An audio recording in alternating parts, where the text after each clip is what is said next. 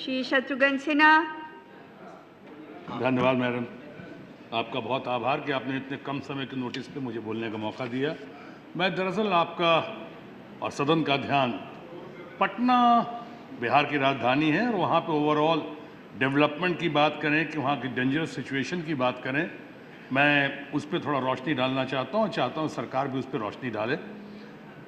मैं इस वक्त कोई कंप्लेन नहीं कर रहा हूँ, बट कुछ वस्तु स्थिति सामने रखना चाहता हूँ। मिसाल के तौर पे हमने बिहार के लिए बहुत बार हमने तमाम लोगों ने कोशिश की स्पेशल पैकेज की। बिहार के स्पेशल पैकेज की बात जो हो रही है आप जानते हैं, सरकार जानती है, डिजर्व तो करती है बिहार। लेकिन इस वक्त मैं पटना पैकेज की बात कर रहा हूँ।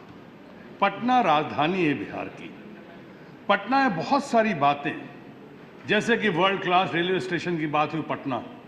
पटना रेलवे स्टेशन आज क्या है, उसकी स्थिति क्या है, आपको सब पता है। वर्ल्ड क्लास है या क्लासलेस है, कैसा है, आप तमाम लोगों को पता है। अगर सरकार इस पर रोशनी डाले। साथ ही साथ मैडम, यहाँ पे पटना में rail cum road bridge, Digha rail cum road bridge, इसका शिलान्यास हमारे अभूतपूर्व प्रधानमंत्री जी अटल बिहारी वाजपेयी जी ने कब किया था? सालों पहले, 2002 में।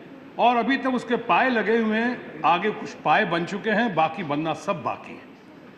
वो अगर बन जाता है तो जो आज दीघा पुल के बाद उस पहले जो हमारा गंगा सेतु ब्रिज जो है, जो देश का चंद सबसे बेहतरीन ब्रिज में से एक ज़माने में था, वो ब्रिज आज उसकी यूटिलिटी या करीब करीब यूटिलिटी ख़त्म हो चुकी है और वहाँ पे लचर स्थिति है उसकी। किसी भी दिन भगवान न करे टूट सकता है और वहाँ पे जो कैटास्ट्रॉफी होगी उसकी कल्पना भी नहीं कर सकते हम लोग। और वहाँ पे जैम की जो स्थिति है, इतना जैम होता है, यानी पटना को अब कुछ लोगों ने जाम का शहर भी कहना शुरू कर दिया कि इतना जैम होता है बख्तियारपुर साइड में, बक्सर साइड में, पटना से दीघा मुजफ्फरपुर जाने में, और महाजाम है जी।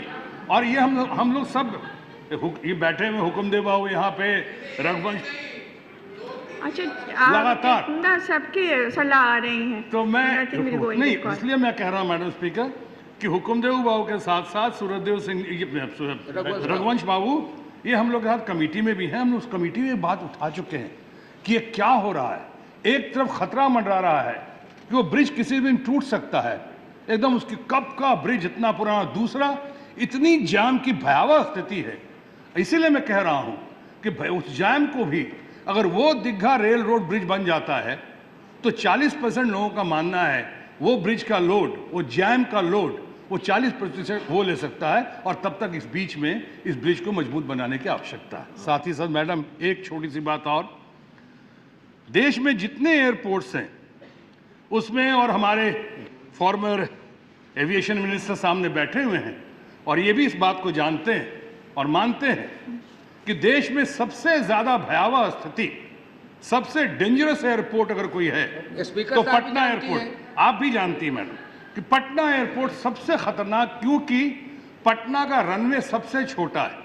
और जब मैंगलोर में ये दुर्घटना हुई थी उसके बाद भी ये बात रोशनी में आई थी कि सबसे ज्यादा खतरनाक कोई एयरपोर्ट है पटना, सबसे छोटा और खतरनाक। एक तो पटना एयरपोर्ट के साथ अभी तक एक अजीब सा व्यवहार किया गया है कि हाँ, ट्रैफिक इतना बढ़ चुका है, लोगों का फ्लाइट्स इतनी बढ़ चुकी है, लेकिन अभी तक वहाँ पे कि डेवलपमेंट करना, आगे बढ़ाना, इसी बात पे तू मैं बिहार सरकार और हमारे केंद्र की सरकार के बीच में, उनकी वजह से वो अभी तक उसका ना कोई डेवलपमेंट हुआ है एयरपोर्ट का, ना ही वहाँ पे कोई बैठने की जगह नहीं ढंग की।